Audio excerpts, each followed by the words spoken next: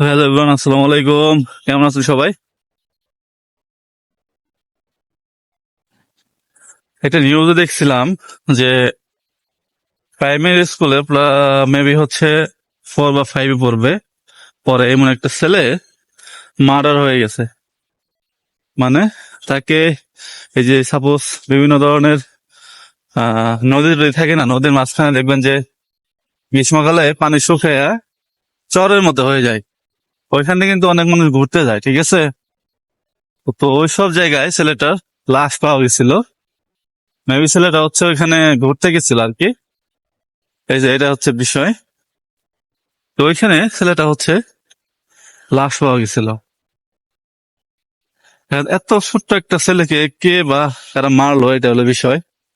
হ্যাঁ। তো যারা মারছে এই বিষয়টা জানলে একটু অবাক হবেন। তবে তার আগে একটা কথা বলি, সেটা হচ্ছে বর্তমান সময়ে আপনার আশেপাশে বা আপনার এলাকাতে দেখবেন যে এক ধরনের বর্তমানে ছেলেপেলে গুলো এক ধরনের গ্রুপ তৈরি করে চলাফেরা করে। গ্যাং, এটা গ্যাং মানে কিশোর গ্যাং যেটা বলে, গ্রুপ তৈরি করে চলাফেরা করে। কিন্তু বিষয়টা হচ্ছে আমাদের সময় কিন্তু এরকম ছিল না, যে কারো কোনো সমস্যা হয়েছে, কারো ঝগড়া হয়েছে, আমরা গ্রুপ সহকারে তার সাথে যে মারামারি করবো এরকম এই বিষয়টা মূলত হচ্ছে আগে ছিল না, ঠিক আছে? কিন্তু বর্তমানে এই যে যে জেনারেশন গুলো, এরা মূলত এই ধরনের মানে গ্রুপ করে বা গ্যাং করে চলাফেরা করে। কারো কোনো প্রবলেম হলে দেখা যায় হচ্ছে তারা এক গ্রুপকে আরেক গ্রুপ মারতে যায়, গ্যাঞ্জাম করে, এই অবস্থা। তো ওই ছোট্ট বাচ্চাটা মারা যাওয়ার কারণ কি জানেন? এই যে আমি পিকচারটা দিচ্ছি না, এই ছেলেটার মতো মারা গেছে। আর হচ্ছে পিকচারের ডান সাইডে দেখেন আরো 4 জনের ফটো দেওয়া আছে, একদম ছোট ছোট বাচ্চা। তো এরা মূলত হচ্ছে এর বন্ধু, ক্লাসমেট। ওই ছেলেটার সাথে এদের একটা গ্যাঞ্জাম হয় ক্লাসে। আর পরবর্তীতে এদের ফ্যামিলির লোকজন, বাবা মা গিয়ে এর হচ্ছে ঝামেলাটা মিটিয়ে দেয়। কিন্তু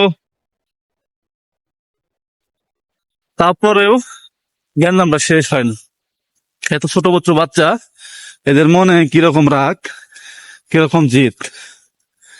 পরবর্তীতে এমন ভাব দেখায় যে ঝামেলাটা শেষ, ঠিক আছে? তারপরে হচ্ছে ছেলেটাকে একদিন বন্ধুরা মিলে বলে যে ঘুরতে যাবে, এই বলে হচ্ছে তাকে নিয়ে যায় এবং ঘুরতেও যায়। দেখতেছেন যে বাচ্চাটার লাশ পড়ে আছে এক এমন জায়গায়। তো এখানে মূলত হচ্ছে ঘুরতে যায়। ঘুরতে যাওয়ার পর ওই যে আগে যে ঝগড়া হয়েছিল, সেই ঝগড়ার যে ধরে মূলত জিদ করে রাগে এই বাচ্চাটাকে ওইখানে মেরে ফেলে চলে আসে।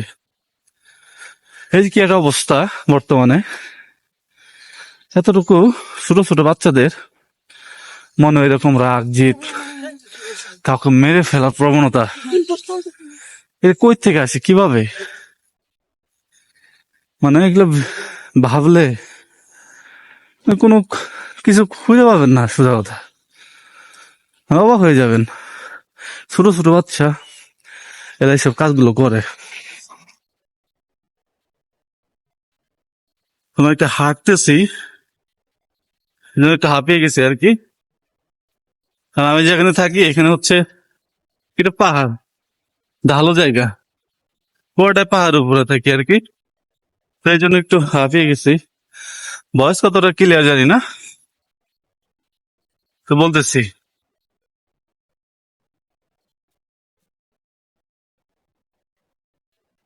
তো বর্তমানে আপনাদের বাচ্চা, আপনাদের ভাইস্তা, আপনাদের ছোট ভাই যারাই আছে,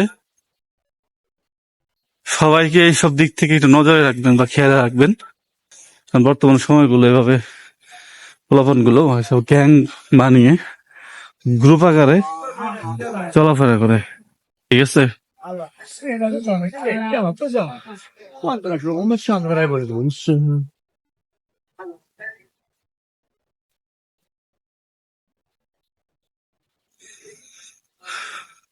আজকে একটু সকালবেলা বের হয়েছিলাম, এটা হাঁটাহাঁটি করলাম আর কি। সকালবেলা সচরাচর বের হওয়া হয় না, তো আজকে বের হয়েছিলাম। সেলফ স্টিকটা সাথে নিয়ে বের হয় নাই, ফোনটা হাত দিয়ে ধরে রাখছি, এই জন্য একটু কষ্ট হচ্ছে আর কি, হাত ব্যথা হয়ে যায়। এই যে চিন্তা করেন, এই যে বর্তমানে সময়গুলো, এই বাচ্চারা এভাবে চলাফেরা করে।